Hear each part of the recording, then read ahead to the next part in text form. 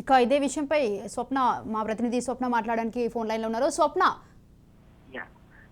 మొత్తానికి ఈ రోజుతో ఎన్నికల సమరానికి సంబంధించి ఏదైతే వీళ్ళు ప్రచారం చేసుకోవాల్సినటువంటి సమయం 5 గంటలతో ముగియబోతుంది. మొత్తానికైతే నిన్న మొన్నటి వరకు మోగినటువంటి మైకులన్నీ మరికొద్ది సేపట్లో మూగబోతున్నాయి.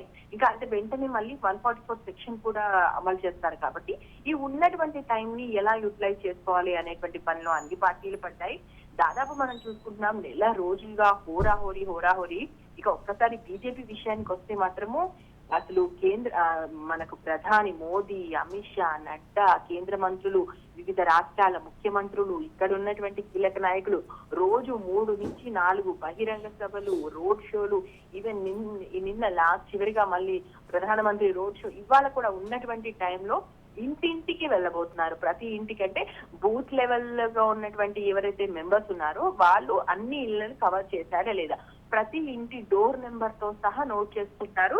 ఈ ఇంటికి మన ప్రతినిధి వెళ్ళి వచ్చాడా లేదా, అంటే ఏ ఇంట్లో ఎటువైపు ఓట్లు పడేటువంటి అవకాశం ఉంది, ఇలాంటి సమీకరణలు జరుగుతున్నాయి. అండ్ మరోవైపు ఇచ్చిపుచ్చుకునేటువంటి వ్యవహారాలు కూడా నడుస్తున్నాయని చెప్పేసి అన్ని పార్టీలు చెప్పుకుంటూనే ఉన్నాయి. దాని మీద ఎలక్షన్ కమిషన్ కి ఫిర్యాదులు కూడా వస్తున్నాయి. సో మొత్తానికైతే ఈ రోజుతో ప్రచారం అయిపోతుంది కాబట్టి ఇంకా ఇవాళ సాయంత్రం లోపు ఏ మాత్రమైనా ఎక్కడైనా మిగిలిపోయాయా, ఏదైనా వార్డ్ కానీ, ఏదైనా కాలనీకి సంబంధించి కానీ, లేదా ఏదైనా ఇంటికి సంబంధించి కానీ మనం పోకుండా ఉన్నాము, వాటిని వాళ్ళని కూడా కవర్ చేద్దాము అనేటువంటి దాంతో ప్లానింగ్ అయితే వేసేసుకుంటున్నారు. మొత్తానికి 119 నియోజకవర్గాలకు సంబంధించి పోలింగ్ కోసం అధికారులు ఇప్పటికే సిద్ధమైపోయారు.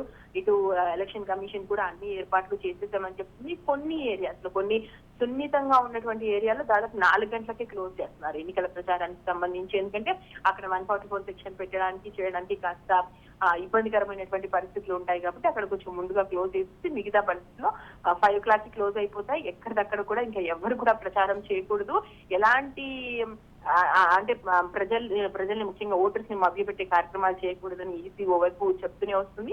ఈ ఉన్నటువంటి టైం ని యూటిలైజ్ చేసుకోవడానికి అయితే అన్ని పార్టీలు సాయశక్తున్నా ఇప్పటికే కార్యకర్తలంతా కూడా ఉదయం దాదాపు 4 గంటల నుంచే ఇళ్లకు తిరగడం ప్రారంభించారు. దాదాపు అసలు ఇంట్లో ఉన్న వాళ్ళు లేవకముందే కార్యకర్తలు వచ్చి ఇంటి గేట్ కొడుతున్నారు. మేము ఇది చేస్తాము, అది చేస్తాము, ఉన్నటువంటి హామీలు, మేనిఫెస్టోలు అవన్నీ కూడా ఏకరావు పెట్టి చదువుతున్నారు.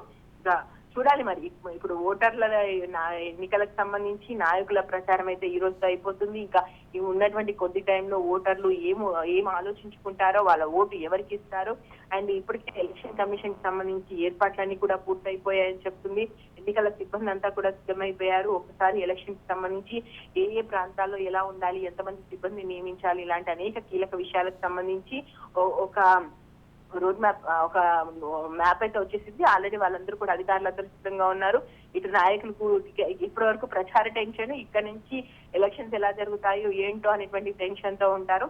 చూద్దాం. తెలంగాణకు సంబంధించి ఏంటి ఇప్పుడు ఈ రోజు ప్రచారం అయిపోయినా ఇప్పుడు ఎలక్షన్స్ జరిగే రోజు వరకు కూడా, ఎలక్షన్స్ అయిపోయే వరకు, ఈవెన్ రిజల్ట్స్ వచ్చే వరకు కూడా నాయకులకు టెన్షన్ గానే ఉంటుంది. కాబట్టి ఒక టెన్షన్ వాతావరణం అయితే మనం December 3rd వరకు ఉంటూనే ఉంటుంది.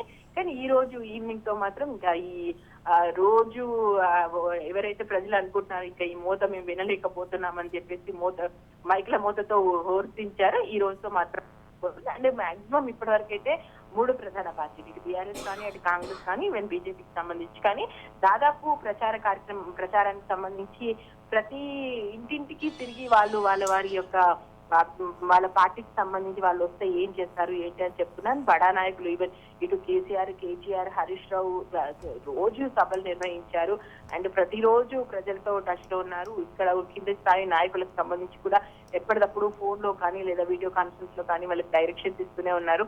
ఈ రోజు సాయంత్రంతో ముగుస్తుంది కాబట్టి కీలకంగా ఉన్నటువంటి నేతలు ఈ రోజు ఏమేం చేశారు ఏంటి అనేది మరొకసారి ప్రజలతో కూడా మాట్లాడే అవకాశం ఉంది. ఆ తర్వాత ఒకసారి మాట్లాడిన తర్వాత ఇంకా రేపటికి సంబంధించి మాత్రం పూర్తి స్థాయిలో ఒక సైలెన్స్ వాతావరణం మనకు కనిపించబోతుంది.